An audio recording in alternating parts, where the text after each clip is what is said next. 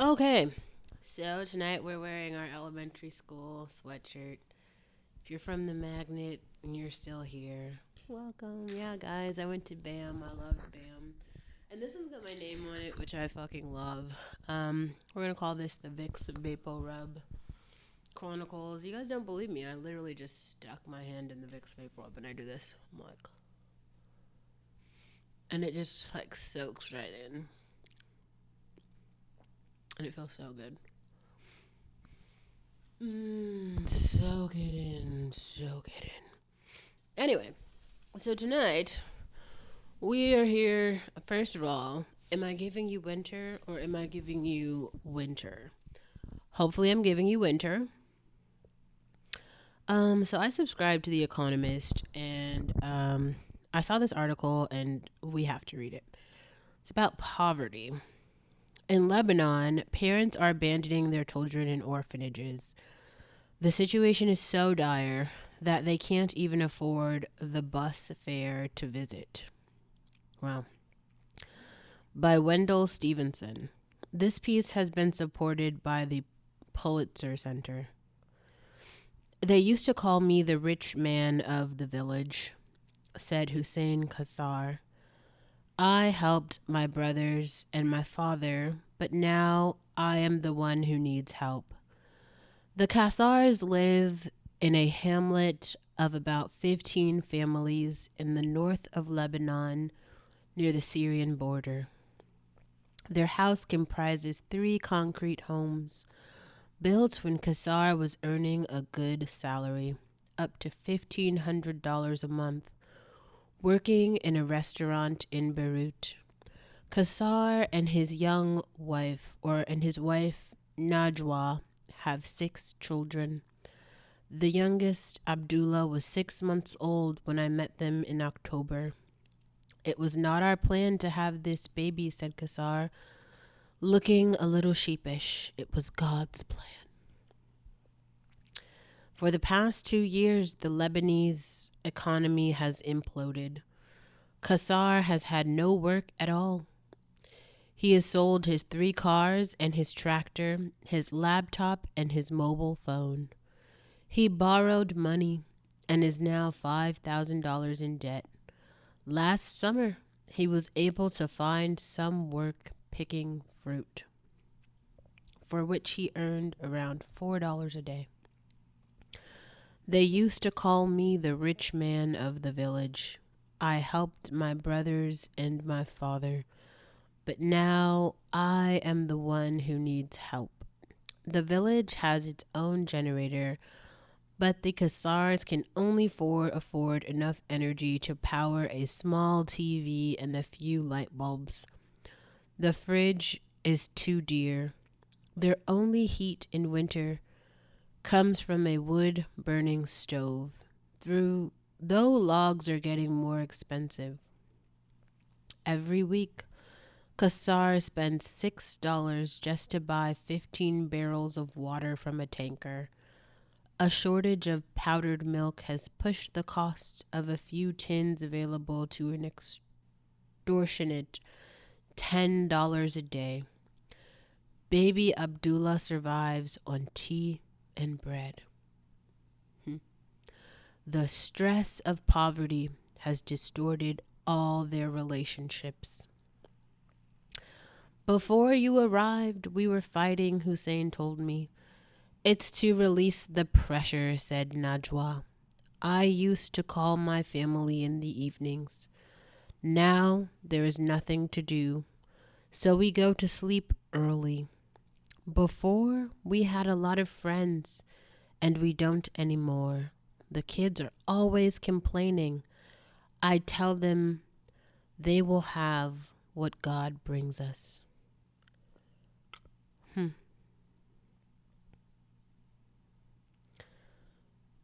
Wow. This is really intense.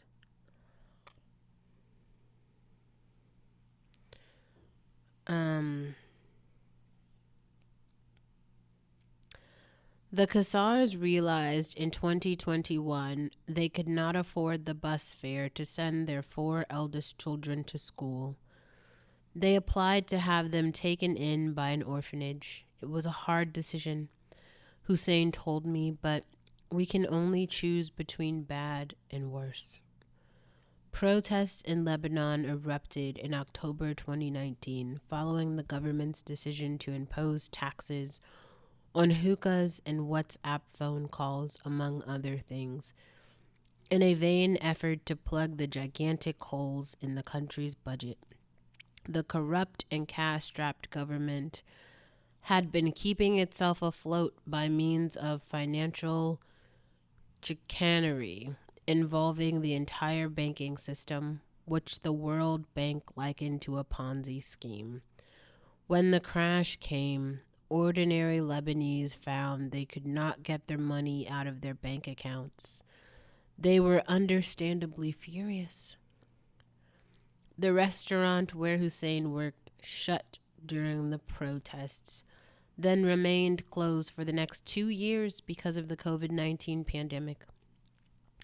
The Lebanese economy descended into a spiral of hyperinflation and debt default. Ordinary Lebanese paid the price. Since 2018, the economy has contracted by 60%. The United Nations now classifies over 80% of Lebanese as suffering from multidimensional poverty, a measure that takes into account the state's failure to provide basic services. According to the World Bank, GDP per head fell from 7,700 a year in 2010 to 4,100 a year in 2021. The stress of poverty has distorted all their relationships. Before you arrived, we were fighting. It's to release the pressure. The Lebanese state has ceased to function. There is very little mains, water, or electricity from the national grid. State hospitals are running out of drugs.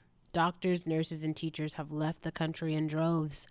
Savings have been spent, valuables have been sold. The charity of friends and family has been exhausted. The Kasars were lucky to find spaces for their children at the Dar al-Atam Islamic orphanage in the hills outside Bebnine, a nearby town.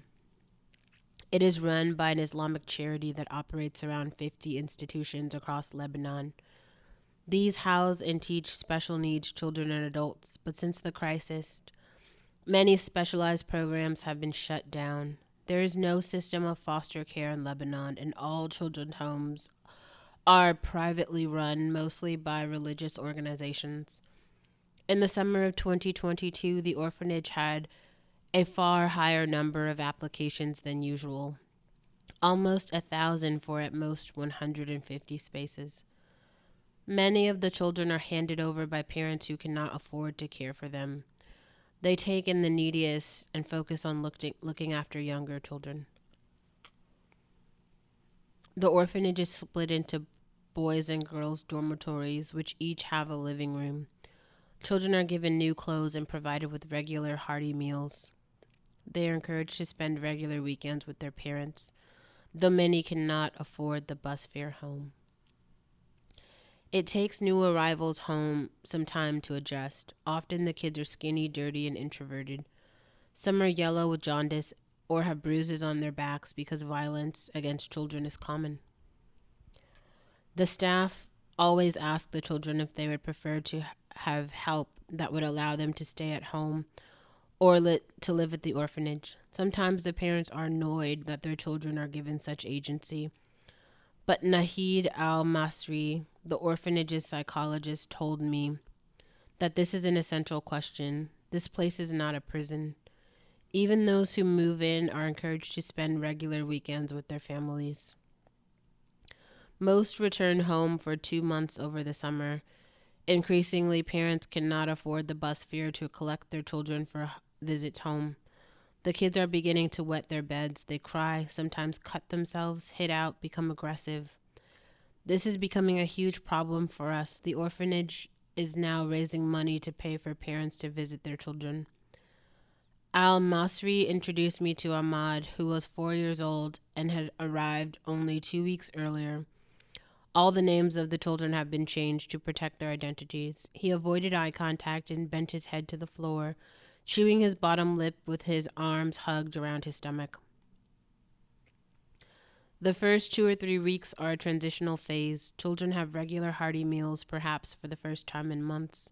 They are given new clothes to replace those that have been torn or patched. Slowly, they realize that no one is going to hit them. They stop hanging back, lift their chins, and make eye contact. Their sleep improves. After a few weeks, said Al Masri, they begin to find their identity. They learn that their bodies are their own. They create their own boundaries. When they play, they stop hitting out. Within a few months, they draw and talk and laugh like normal kids. I met one who sketched skeletons when he arrived. Now he's into trees. Fatima was 7 with a gap-toothed smile. She wore a pink dress with a pastel rainbow and fox-pearled earrings. She had been in the orphanage for several years and shaken off any shyness she might have had. She counted her friends on her fingers. There's Alba and Yosef and Asia and Hanad. But too many boys. Boys play football and make a lot of noise. Most of the orphanage's children come from nearby in the north of Lebanon. Families have had to sell their possessions to make ends meet. Kasar Itani is the director of the orphanage. Al-Masri told me Fatima's mother is often hospitalized with bipolar disorder and lives in a tent in a Syrian refugee camp. Sometimes my mom gets dizzy, Fatima said, but I don't know what to do to help her, and I go tell the neighbors, and they call for the doctor to take her to the hospital. She says, "Don't take me, I want to stay with my daughter." She happily explained her family's circumstances. "My dad is far away. I don't see him a lot. I love my mother so much, and she loves me a lot. I'm the apple of her eye. Last week I was with her, but we didn't go out much. We used to, but we don't anymore.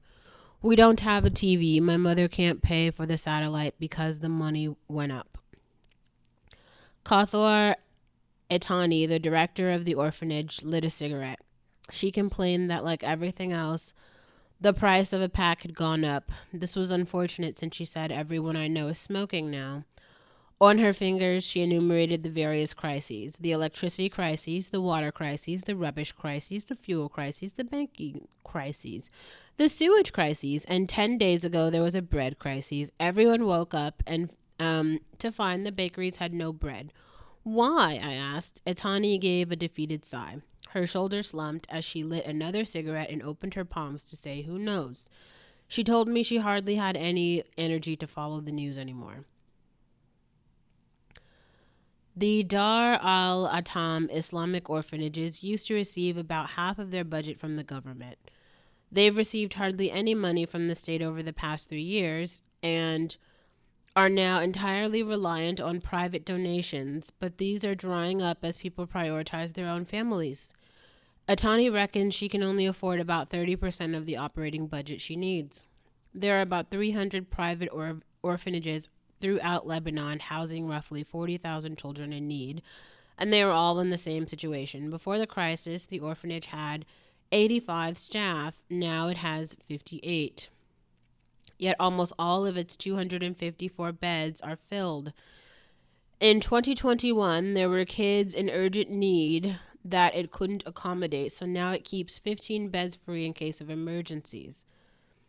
Its program, teaching deaf and blind children, has been stopped. Before, she used to take the children on outings to bookshops, museums, and water parks. Now she cannot.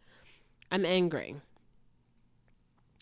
The orphanage has lost dozens of staff members since the start of the crisis. They used to take the children on outings, but these have stopped. Apples are in season now, so the children are getting a lot of apples. Atani worries that the diet is affecting their mood. Chocolate chicken and avocado fish are important mood stabilizers, especially for children, but she couldn't afford to buy them. As she spoke, there was a burst of gunfire outside.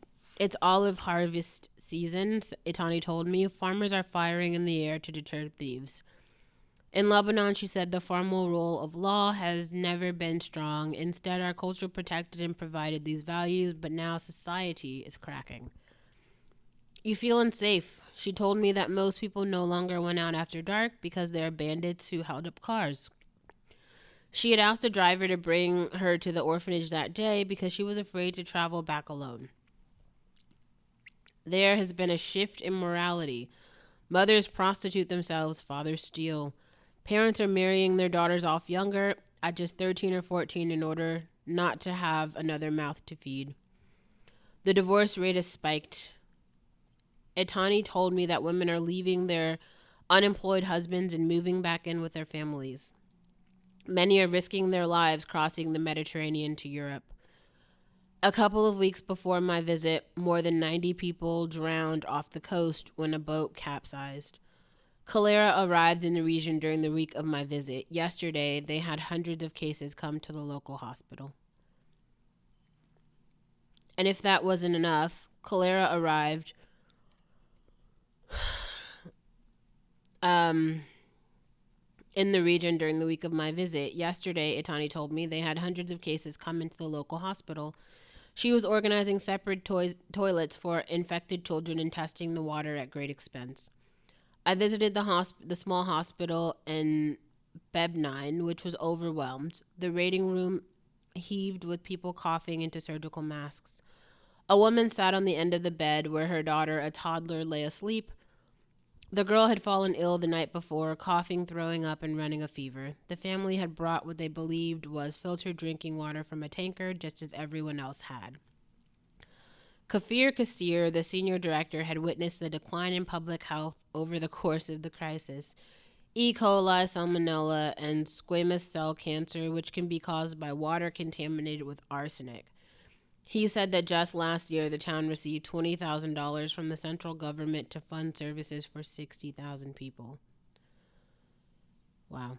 Kasir's eyes filled with tears. He squeezed the bridge of his nose with his fingertips and lowered his mask for a moment to wipe his eyes with a tissue. He had no words. Can it get worse? I asked. Of course it can get worse. He thumped the table in frustration.